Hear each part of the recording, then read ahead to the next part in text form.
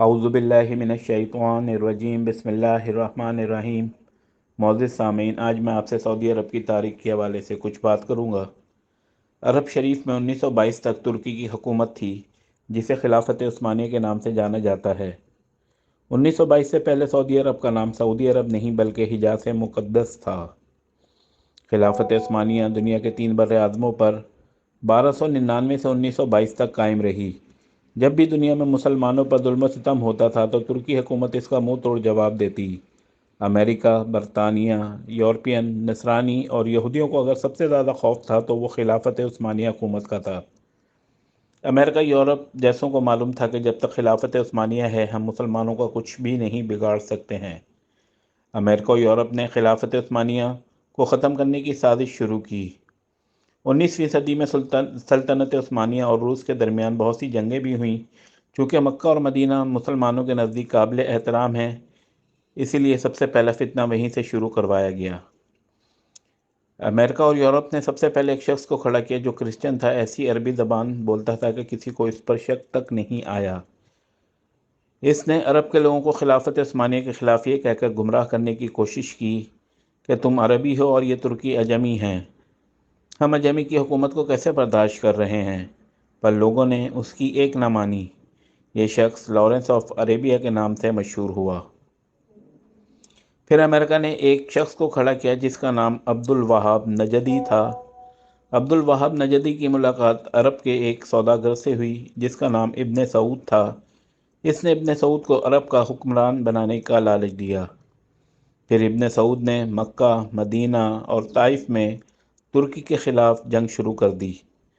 مکہ، مدینہ شریف اور طائف کے لاکھوں مسلمان ابن سعود کی ڈاکو فوج کے ہاتھوں شہید ہوئے۔ جب ترکی نے دیکھا کہ ابن سعود ہمیں عرب سے نکالنے اور خود عرب پر حکومت کرنے کے لیے مکہ، مدینہ شریف اور طائف کے بے قصور مسلمانوں کو شہید کر رہا ہے، تب ترکی نے عالمی طور پر یہ اعلان کر دیا کہ ہم اس پاک سرزمین پر قتل و غارت پسند نہیں کرتے۔ اس وجہ سے خلافت عثمانیہ کو ختم کر دیا گیا، جس کی وجہ سے 40 نئے ممالک وجود میں آئے۔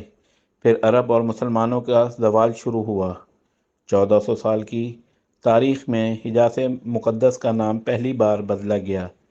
ابن سعود نے حجاز مقدس کا نام اپنے نام پر سعودیہ رکھ دیا، اور اس فتنے کا ذکر احادیث میں بھی ملتا ہے، اور اسی وجہ سے سرکار دو عالم صلی اللہ علیہ وآلہ وسلم نے سعودی عرب کے شہر نجد کے بارے میں دعا نہیں فرمائی تھی۔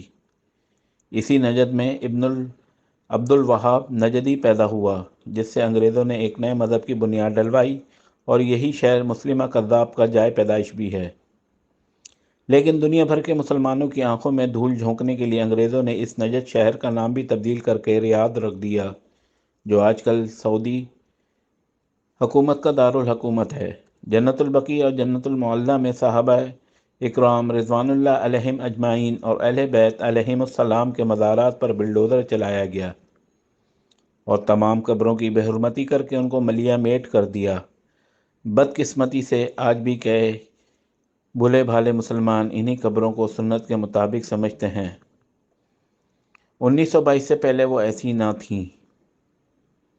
حالانکہ حرم شریف کے جن دروازوں کے نام صحابہ اور اہل بیت کے نام پر تھے، ان کا نام آل سعود کے نام پر رکھا گیا۔ انگریزوں نے اپنی اس سازش کی کامیابی 1962 میں بالی ووڈ نے لارنس آف عربیہ پر ایک فلم بھی بنائی، جو کہ بہت زیادہ اور کئی بار دیکھی جا چکی ہے۔ یہود و نصارہ کو عرب میں آنے کی اجازت مل گئی۔ جس دن ابن سعود عرب کا بادشاہ بنا اس دن ایک جشن ہوا۔ اس جشن میں امریکہ، برطانیہ اور دوسرے ملکوں کے پرائم منسٹر ابن سعود کو مبارکباد دینے پہنچ گئے۔ جس عرب کے نام سے یہود و نصارہ کامتے تھے، وہ سعودیہ امریکہ کے اشارے پر ناچنے لگا اور آج بھی ناچ رہا ہے۔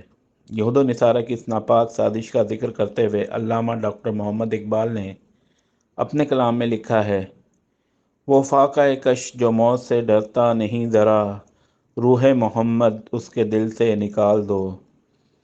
فکر عرب کو دے کر فرنگی تخیلات، اسلام کو حجاز اور یمن سے نکال دو۔ اللہ تعالیٰ مسلمان کو ایسے فتنوں سے محفوظ فرما کر پھر سے خلافت کی دولت عطا فرمائے۔